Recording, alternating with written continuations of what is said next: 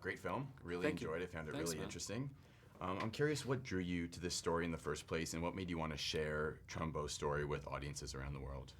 I was a fan, really, of his films. He was a great screenwriter. Spartacus was a really big film for me as a kid. I started watching his films. There's this weird little film he made called The Brave One about a boy who raises a bull in Mexico only to realize that the bull is going to have to die in a bullfight. And it was so beautiful, and hardly anybody had seen it because it didn't get really released.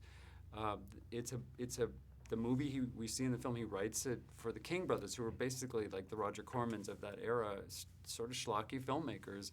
And he wins an Academy Award, And so when I started to connect to his work and to his skills and his talent, and then find out he was jailed for being a loudmouth, then I wanted to know more about it, and I thought the audience might too.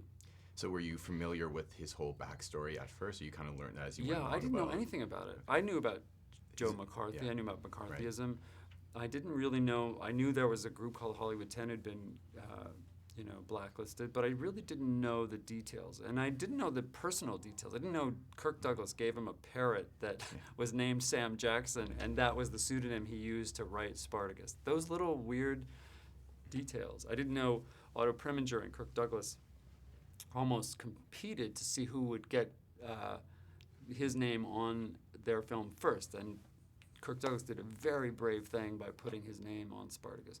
So all of those, I didn't know this guy who was so talented did many of his best screenplays sitting in a bathtub. So that was, so it was a every new fascinating detail was movie. great. Yeah, very interesting. Talk about working with his family members, though, on the film. How much input did they give? Did they give you their blessing right away? We worked closely, actually, with Mitzi Trumbo and Nikki Trumbo, and contacted them frequently. I met with them almost immediately after I came on, and they added so much richness to that story, especially of what it felt like to be in a home where you couldn't talk about what your father does for a living. Going to school where your friends would ask you, what does your dad do? Oh, I can't tell you, or make up a lie about it. And that access to them, we also got to know Nancy Trumbo, who's Chris Trumbo's widow, who Chris was the son. He made a great documentary about his father.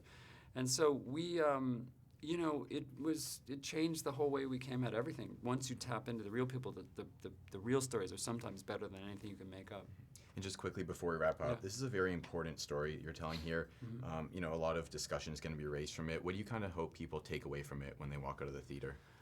I hope there's two things I hope they take away. One is, don't you think this could happen again tomorrow if enough fear was whipped up to justify? Do you think it could happen again tomorrow? I think it could. I think it's the protections against things like privacy that the Constitution protects. If after a terrorist attack, the first thing that gets thrown out is some of those protections. So yeah, I think it could happen again.